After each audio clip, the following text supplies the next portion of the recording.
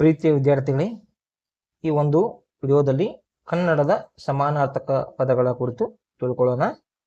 ನಿಮ್ಗೆ ಕನ್ನಡ ಮಾತಾಡಕ್ ಬರ್ತೈತಿ, ಬರೆಯಕ್ ಬರ್ತೈತಿ, ಆದ್ರೆ ಒಂದೊಂದ ಪದಕ್ಕೆ ಇರ್ತಕ್ಕಂಥ ಸಮಾನಾರ್ಥಕ ಪದಗಳು ಗೊತ್ತಿರುವುದಿಲ್ಲ.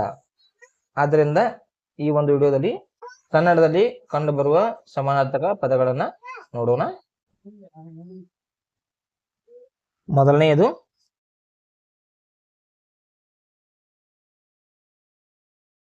ಅಂಕುರ. ಅಂಕುರ ಅಂದ್ರ ಮೊಳಕೆ.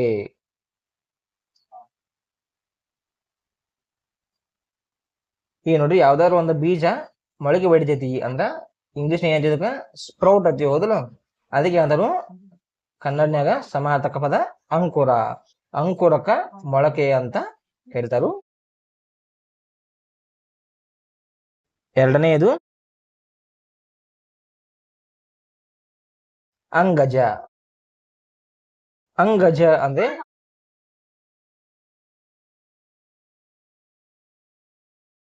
ಮನ್ಮಥ.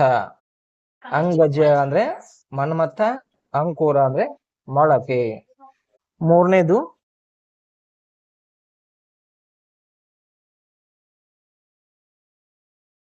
ಅಂಗಣೆ. ಅಂಗಣೆ ಅಂದ್ರೆ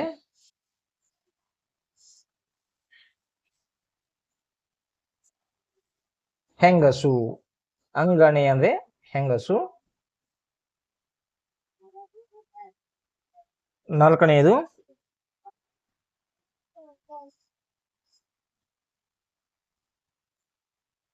ಅಂಗಾರಕ. ಅಂಗಾರಕ ಅಂದ್ರೆ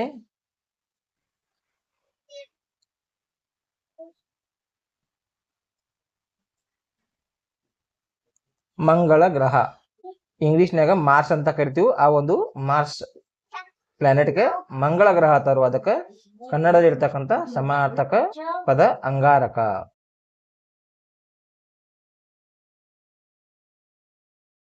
ಐದನೆಯದು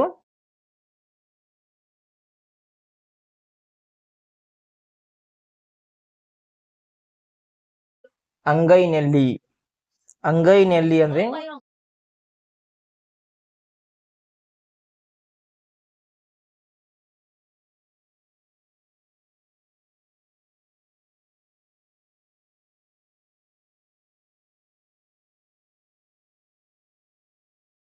ಸ್ಪಷ್ಟವಾದ ವಿಷಯ. ಅಂಗೈನೆಲ್ಲಿ ಅಂದ್ರೆ ಸ್ಪಷ್ಟವಾದ ವಿಷಯ. ಯಾವ್ದಾದ್ರು ಒಂದು ನಮ್ಗ ಕ್ಲಿಯರ್ ಆಗಿ ಕಾಣ್ತಿದ್ದಪ್ಪ ಅಂದ್ರೆ ಅದಕ್ಕೆ ಅಂತಾರು ಅಂಗೈನೆಲ್ಲಿ ಅಂತಾರು. ಅಂದ್ರೆ ಸ್ಪಷ್ಟವಾಗಿರ್ತದೆ ನಮ್ಗದ. ಯಾರು ಏನು ಎಕ್ಸ್ಪ್ಲನೇಷನ್ ಕೊಡುವಂತ ಅವಶ್ಯಕತೆ ಇರುವುದಿಲ್ಲ. ಆರನೇದು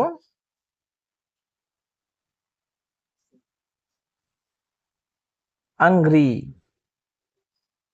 ಅಂಗ್ರಿ ಅಂದ್ರೆ ಪಾದ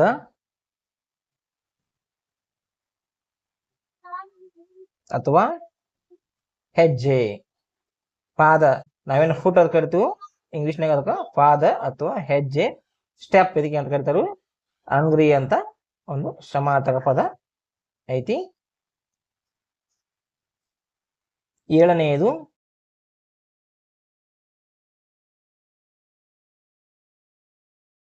ಅಂಚೆ ದೇರ. ಏಳನೆಯದು ಅಂಚೆ ದೇರ ಅಂದ್ರೆ ಬ್ರಹ್ಮ. ಅಂಚೆ ದೇರ ಅಂದ್ರೆ ಬ್ರಹ್ಮ. ಎಂಟನೆಯದು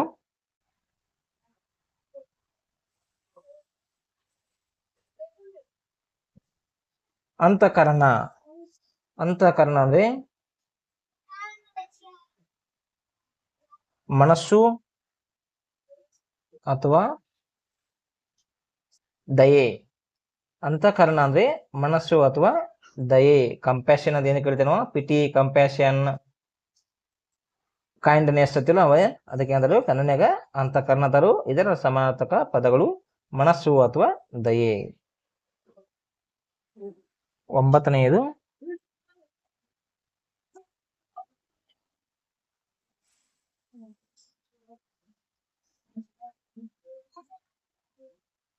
ಅಂತರ್ವತ್ನಿ. ಅಂತರ್ವತ್ನಿ ಅಂದ್ರೆ ಬಶೀರಿ, ಪ್ರೆಗ್ನೆಂಟ್ ವುಮನ್. ಅಂತರ್ವತ್ನಿ ಅಂದ್ರೆ ಬಶೀರಿ, ಪ್ರೆಗ್ನೆಂಟ್ ವುಮನ್. 10ನೇದು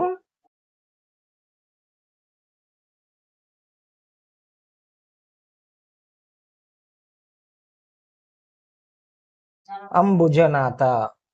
ಅಂಬುಜನಾಥ ಅಂದ್ರೆ ವಿಷ್ಣು.